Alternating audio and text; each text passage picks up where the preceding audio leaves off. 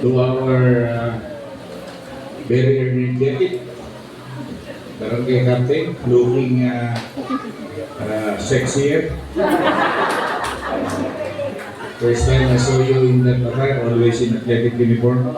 Cap JM Talatala.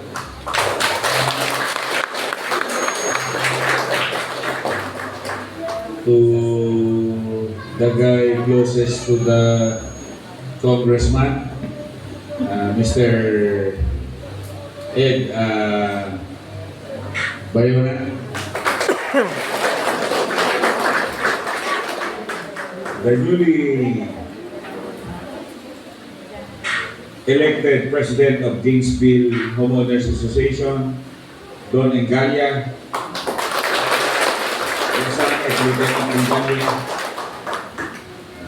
Your father must be very, very, very proud. Of course, our Supply Association, Sir Art Salamanca, and President Supply, Tony Sambas, other friends, ladies and gentlemen, magandang hapon po sa inyo lahat. Actually, I am here to represent Congressman Roy Loyola and during the oath taking. He cannot come here because of other similarly important activities that requires his presence. But I was invited by Don Engalia when he visited me in my office to come here to attend and witness the oath-taking ceremony of the newly elected Board of Directors of Gainesville Homeowners Association. Gainesville Homeowners Association, when I ran as Vice Mayor, was the association who were complaining before of the foul smell of piggery. Hindi na kami ba? Hindi kong kami ng piggery.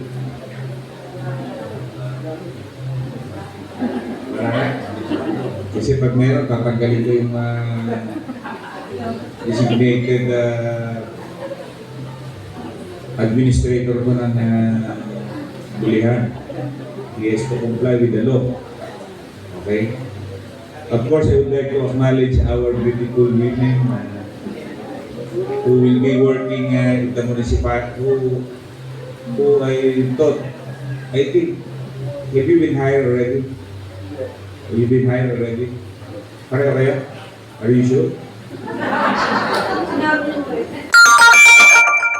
Kasi meron tayong magagandang magpapasukan sa doon kayo i-assign sa biga. 15:15. Because you will be assigned the assessor's office and the other one at the MSWD. Pag-iwalayin kayo dala. So, sa mga nakatira po dito sa Gainesville, your association will represent you in your future undertaking. The new set of officers under Don Engalia has to protect Gainesville Homeowners Association, first and foremost, by ensuring that basic services are fair by the community. Tagalog na. Ang lahat ng basic na serbisyo ay mararamdaman ng Gainesville Homeowners. Ang Gainesville Homeowners Association is a community within a community. You are within Barangay Bulihan, which happens to be under the stewardship of our Cap.J. and Talatala. And you are far modern than the rest of the community here in Barangay Bulihan. So, as an association, we expect closer collaboration with you in the way you're living here. Number one, in the maintenance of peace and order. Number two, when I talk about peace and order, hopefully, you are such a small community, dapat nababantayin nyo dito that there are people who are into drugs. Number one, kung si Cap.J. buong barangay, doon, you will take over your gated community here. Together, kasama po yung mga board of directors. Andiyan naman yung ating marami rin namang mga military na nakatira dito. At si Marty Saruelas has been, I would like to commend your former president, dating presidente, di ba? Who has been working closely with our Municipal Environment and Natural Resource Office. So, at siya rin ang responsible sa mga nahuhuli, ng mga nagtatapon ng basura na nagpapasakit ng inyong mga karsada. So Marty, it's expected na walang mga may policemen dito because you are working with the Metro Office. So sana maging partner po kayo ni Cap JM, more particularly ni Cap JM, sa pag-aayos ng komunidad. At ang munisipyo, sa pamumuno ko po, ay makakaasa kayo ng magandang ating also na during your election as board of directors, there are people who are trying to politicize the group. Huwag po kayong sumama sa politika. As a homeowners association, your only duty is to help your neighborhood. Huwag na po kayo mag-represent kayo sa pula, sa green, o sa blue. You should only be identified dito po sa inyong subdivision. Tapos na po ang eleksyon, we work together as one team. Alam nyo, dito lang sa Pilipinas, katatapos lang ng eleksyon, politika na naman. Pero kung obserbahan nyo po ngayon sa United States, katatapos lang din ng eleksyon, politika na naman. Parang nawawala na yung love for the neighborhood. Yun ang gusto nating ibalik. Dito naman, doon, napakaliit ang komunidad nyo, i-develop nyo yung camaraderie and love for your neighbor. Dapat lang kayo nag-uusap, walang nag-aaway. Kung may nag-aaway doon, it is your job to ensure there will be cohesiveness among the board and as well as sa komunidad. Among board, normal po yung magdidebate kayo. Kasi kung hindi mo kayo nagdidebate, rubber stamp pa kayo, pangit din. Dapat doon, nagtatanong kayo, and there will always be transparency. In my experience, ang palaging pinag-aawayan ng Homeowners Association, pera. Because hindi na-explain kung paano nagastos. So I encourage doon, kung naman you were trained by your father to be very transparent. Si Mrs. Dublao, sinabi niya sa akin, she reminded me, sabi ko, she looks familiar. Marami kasi ako nakikita maganda eh. She's one of those. Nung sinabi niya kasama na si ikaw naman ang treasurer, dapat lahat po ng inyong expenses should be posted in the bulletin board. When I was elected, when I assumed the mayorship in 2024, yan ang una kong inumpisan. There will always be transparency sa even electoral. I think I am the only mayor na palaging sinasabi may pera ang munisipyo. And true to my statement, talaga namang may pera. At dapat, ang association nyo rin, lahat ng, siguro ang number one problema nyo dito, pag-collect ka ng monthly dues, lahat ng residences. Yan ang lahat ng problema ng lahat ng homeowners. Even where sa aking tinitirhan sa St. Martin, siguro mga 30 to 40% lang ang nagbabayad. Yung iba ay magbayad, bakit daw ang kasabi niya, hindi rin siya magbabayad.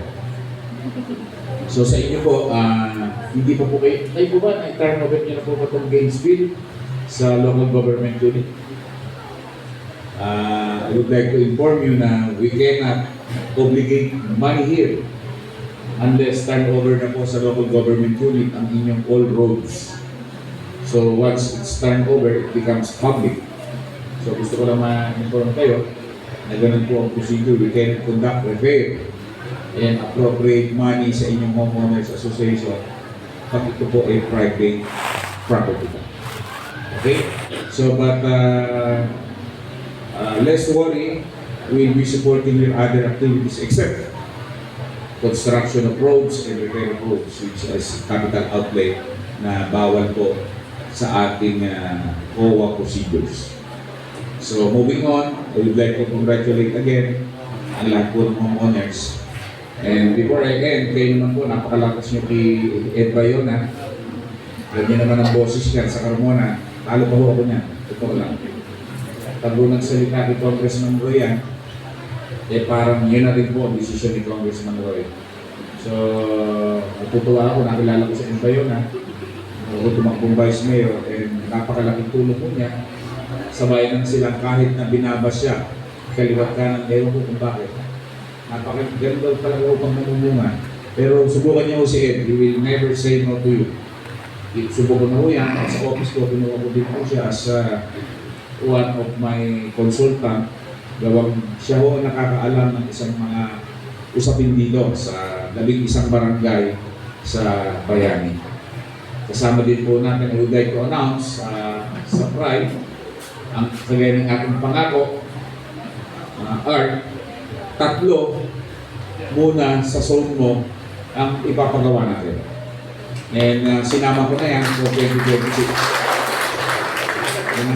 Merong mahabol na ika-4, ika-5, may better kung mga nakatanggap, baka pwedeng pakikontrol mo. 3 muna at a time kasi kung naging 4-5 yan, nakakaawan ng ibang barangay. So, Kabyer, for your information muna, may mga project sila sa Zone 1 to Zone 11, I think 3 to support their project. Okay po? At para naman hindi rin kayo Gainesville, wala namang aayusin sa inyo dito, maganda naman lahat. Wala naman lahat. So, if any instance meron kayong mga apel, we can always help you. Okay po? Because pwede lang tayo one community, we belong to one silang. Nasa silang tayo lahat, so let us help each other. So again, bilang barangay captain dito, please take the lead role kasama ni Don Igalia in how Gainesville run its day-to-day activity. Pero kaya mo ba niya? Are you married already? Your father lives here also? What? So you're much better than your father. Okay, sa inyo po lahat, magandang bago ko magtapos, pinaparating po pala ni Congressman Roy Loyola. Nag-text po siya sa akin kanina, sinabihan niya po ako na kung ano po may tutulong ng opisina niya sa Homeowners Association, eh bukas po siya para tulungan ang Gainesville Homeowners Association. Except construction works. Okay? Magandang hapon po sa inyo.